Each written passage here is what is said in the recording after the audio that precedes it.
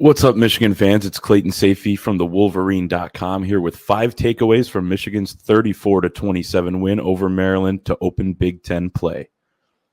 Number 1, Blake Corum is big time. The Michigan junior running back rushed for 5 touchdowns last week, but somehow still upped his level of play in the win over Maryland, with sophomore Donovan Edwards still out, leaving Michigan with very little running back depth. Corum had to carry the running game on his back. He rushed 30 times for 243 yards and 2 touchdowns, both of which were key scores. His first score came on a 4th down late in the first half and gave Michigan a 17-13 lead heading into halftime. All the bodies were bunched up at the line of scrimmage. Corum bounced it to the outside, made a huge play to break into the open field and find the end zone. The second was a 47-yarder with 3:31 to go in the game. That gave the Wolverines a 15-point edge and all but sealed the victory. Before we get to our second takeaway, make sure to smash the like button on this video if you're glad Michigan got the win and if you think the Wolverines will get it done in Iowa City next weekend. And as always, please subscribe to our channel for more Michigan content. Number 2, J.J. McCarthy is human. Everything looked so easy for sophomore quarterback J.J. McCarthy in his first 3 games, but he was challenged a bit in the Big Ten opener. McCarthy completed 18 of his 26 pass attempts for 220 yards and 2 touchdowns, but he also fumbled twice, both of which were recovered by the offense, nearly threw an interception, and missed on quite a few deep passes. According to Pro Football Focus, McCarthy completed just 1 of his 8 throws that traveled 20-plus yards in the air. That was a fourth-quarter deep ball to Ronnie Bell that went for a 49-yard gain and set up a Michigan field goal. Overall, the offense was out of rhythm for much of the game, but McCarthy still got the job done. He took accountability for some of the clunkiness during his post-game press conference.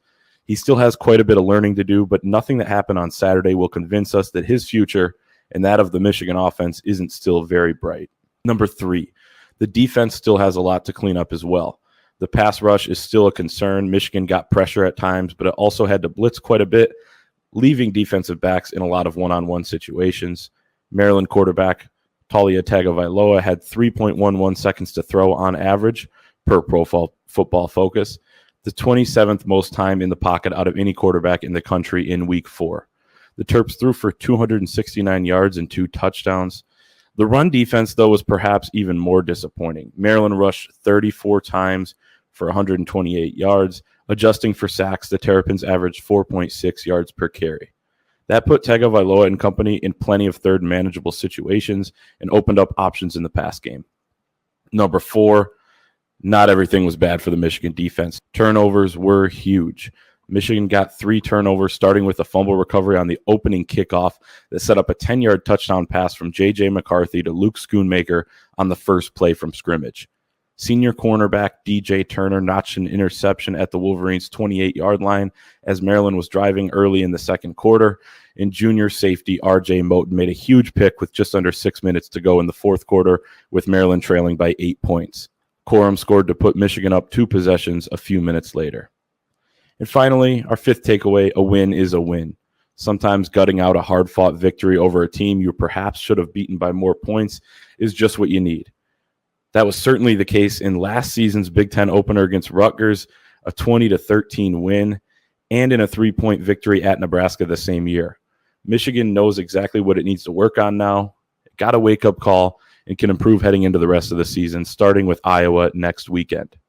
Again, make sure to like this video, subscribe to our channel, and head to thewolverine.com for more around-the-clock Michigan coverage.